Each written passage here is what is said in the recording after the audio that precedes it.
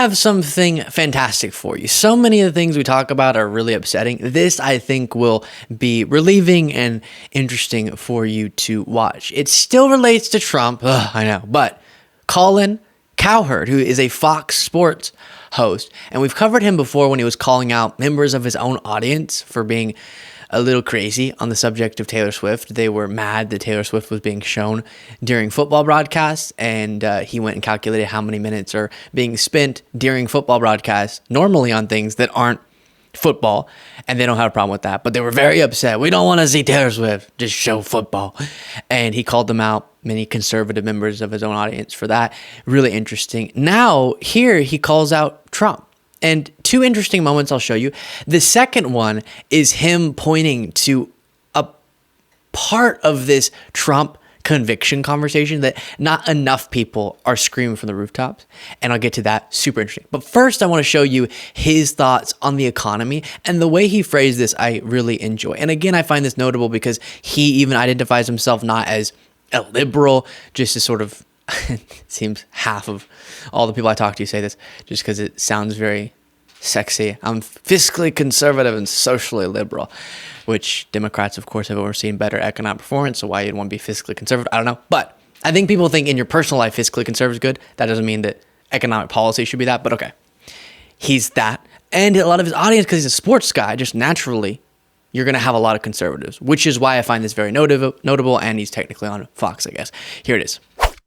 But, I've said this about Trump before. He's trying to sell me an America that doesn't exist. Like, I'm 60. I don't remember anything before like 6 or 7 years old. But for the last 53 years of my life, outside of the pandemic year, I've loved America. I've lived everywhere. Tampa, Vegas. I've been kind of poor, middle class. Now I'm better off than most. But he's trying to sell me this America stinks. And I just don't see it. I see happy people. Dodger Stadium's full. Leads Major League Baseball in attendance. Laker games are full. NFL games are full. They have money in their pocket. LAX is packed. I just saw a record airline revenue over the weekend. I'm constantly being sold in America by Donald Trump. Crime rates are skyrocketing. No, they're actually not. Starting in 2023, they have plummeted coast to coast, over 200 cities. Violent crime rates are down. I'm going to really quickly pause your viewing of this video to ask you to subscribe to this YouTube channel. We have passed 500,000 subscribers.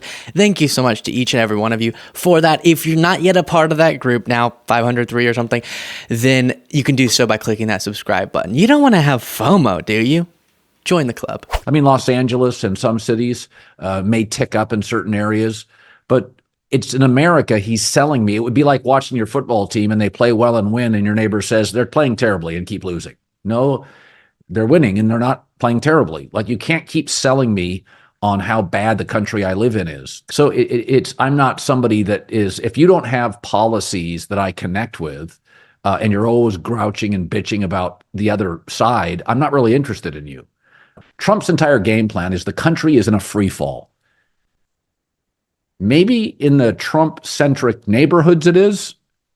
It's not anywhere for my sister, who lives rurally, doesn't have a lot of crime in her neighborhood. I don't. My friends don't. We live all over Los Angeles, in one of those big, scary cities that voted for liberals. Ooh, scary. I don't know. So it's so important as we go through what I'm about to go through. And then I'll play you this second clip of Colin Cowherd on the same podcast talking about the criminality that surrounds Donald Trump. It makes sense that he would also be a criminal. But first, on the economic conversation. If you're a regular viewer, you know about to say, you know the caveat, and you don't need this to be said, but because so many new viewers, now that we've passed 500,000 subscribers, lots and lots of new viewers every day, I appreciate that. But I do want to make sure people understand where I'm coming from. None of what we're going to go through, positive economic discussion and credit to Biden for his pretty impressive recovery, super impressive. That's never to invalidate the very real hardship that's being felt, especially when people compare how they felt pre-pandemic to post-pandemic. For political purposes, that feeling will be exploited to say that's because Trump was better, even though we've debunked the idea that he was even good for the economy at all in past segments. But it makes sense that pre-pandemic versus post-pandemic, Of course, we're still dealing with these horrific conditions that were going to linger. The question was, how successfully would we get out of that crisis? How successfully would we overcome all the obstacles that the pandemic caused? And Biden, across all these metrics, and Democrats and some bipartisan Republicans occasionally, have done a very good job, especially when you compare us to other major economies, of pulling us out of that crisis and now putting us in a place where we're in a pretty dang strong economic position with a bunch of issues we still want to solve. So that's the caveat, and that's important to keep in mind. But there is some interesting truth to what Colin Cowherd's saying in terms of people experiencing something, then survey results not seeming to align with that exactly. Derek Thompson says, all optimism is local. And then he shows the visual that we're putting up on screen, where essentially, to summarize it, you have a much smaller percentage of individuals surveyed in swing states saying that the national economy is excellent or good, compared to those saying their state economy is excellent or good. In most of these swing states, the majority of the citizens say their state economy. In North Carolina, you have 64% of them saying their state economy is doing excellent or good. What does that represent?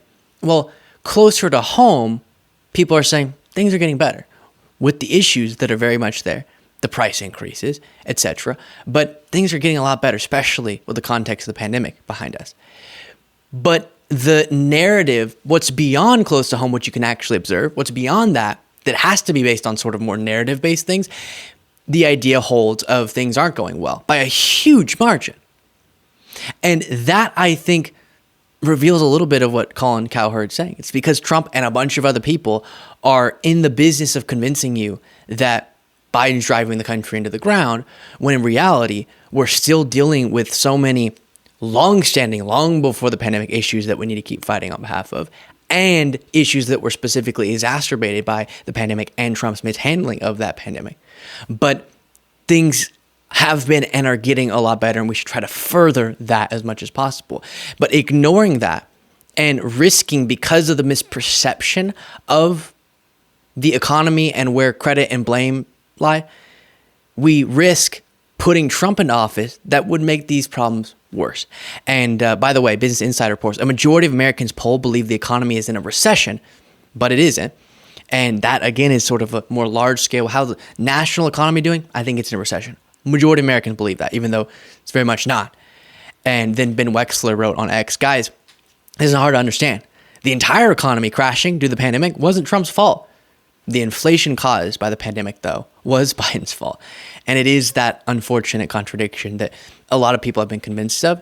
And the price increases that are being pointed out in this sort of satirical post by Ben Wexler are one of the issues that is so real and so painful, but is being exploited to dishonestly blame specifically Biden, but Democrats generally, for political purposes. And that has served to cause people to be distracted from the fact that actually, if we want to make issues better, if we want to solve more problems through policies, if we want the governance of our elected leaders to lessen the pain and further the progress, then Biden v. Trump, Biden's your guy. And I'll encourage you, it's something about a Fox host being shut down or something, and it has Charlemagne the God in the thumbnail. Just did a segment. I would encourage you, if you missed it, to go watch it, where I go through in depth, very extensively, Biden's policy record, to talk about when I say we should give some credit to Biden Democrats for this recovery. And when I refer to the metrics that we've talked about, that's a great segment. I'll link it in this one for you to watch, to have me go through what I'm referring to. With all that being said, the other really important element to this, separate from, I think, misinformation about the economy, but also the handling of the economy, right, by President Biden, you also have this other interesting phenomenon, which is, and I promise we're getting to that second clip about the criminality of Trump, but this is super important. Republicans, many of them, MAGA Republicans, Trump Republicans, have abandoned completely any dedication to patriotism. The premise of Trump's argument is that we are, his terminology, not mine, a third world country now. That's what he says. Don Jr., his son, in a segment that I recently did, says that we are now an S-hole country. Trump says we're a failing nation. When Biden ran against Trump and things were really bad during the crisis, the pandemic, Biden never would say such a thing. And Democrats, I don't hear saying such a thing. Mainstream, my type of Democrats. But that's what the Republican message is now. Very strange. People who used to say they were the patriots, they loved the country. And I always had the critique of, why can't we love our country and also want to fix issues? Doesn't have to be blindly saying everything's perfect. But now they've abandoned that and everything's horrible. And the country's terrible. And that's why you have to elect Trump. From the beginning, we should have had this indication. Make America great again, because it used to be, but it's not now, with the whole premise of his argument. So that's also an interesting takeaway from Colin Cowherd. Here's the next moment where he talks about Trump's conviction. But I was sitting there thinking this morning that if, let's say, I got busted for some really bad crime in court, a drug crime, and my wife did too, in a separate case, and then so did one of my kids, my manager, my agent, and my attorney, it would be reasonable to conclude that I'm shady and involved in a business that's not terribly legal. Well, Donald Trump is now a felon. His campaign chairman was a felon. So is his deputy campaign manager, his personal lawyer, his chief strategist, his national security advisor, his trade advisor, his foreign policy advisor, his campaign fixer, and his company CFO. They're all felons, judged by the company you keep. It's a cabal of convicts. Everybody was saying hung jury. I didn't know. But when everybody in your team, everybody in your group, your cabal is a felon, maybe the world's not against you. I mean, it is New York City. It is New York City. I get it. They're going to appeal. Maybe it'll drive up his fundraising. But stop trying to sell me on everything's rigged. The country's falling into the sea. Yeah. That is so funny to think about. I don't know why that's not listed off more often. All of these people, so many people around Trump, are criminals. And I'm not saying that as an insult. It's also an insult. But just factually, they're convicted felons. So the fact that we're getting all this shock and awe from MAGA, they couldn't possibly fathom the fact that Trump is also a criminal, is silly because of the company that you keep. It's not that he definitely would be a criminal because all the people he surrounds himself with are criminals. It's that it's far more likely and shouldn't shock you that he also. And a bunch of the people who went to prison for things linked to Trump, for lack of a better phrase, sort of related to him, actions that definitely had him somewhere in the mix, but he wasn't quite gotten by prosecutors over those things. So it shouldn't shock MAGA, given who Trump likes to surround himself with and given his participation in past wrongdoing that ended up causing others to go to prison. Let me know what you thought of Colin Cowherd's take in the comments.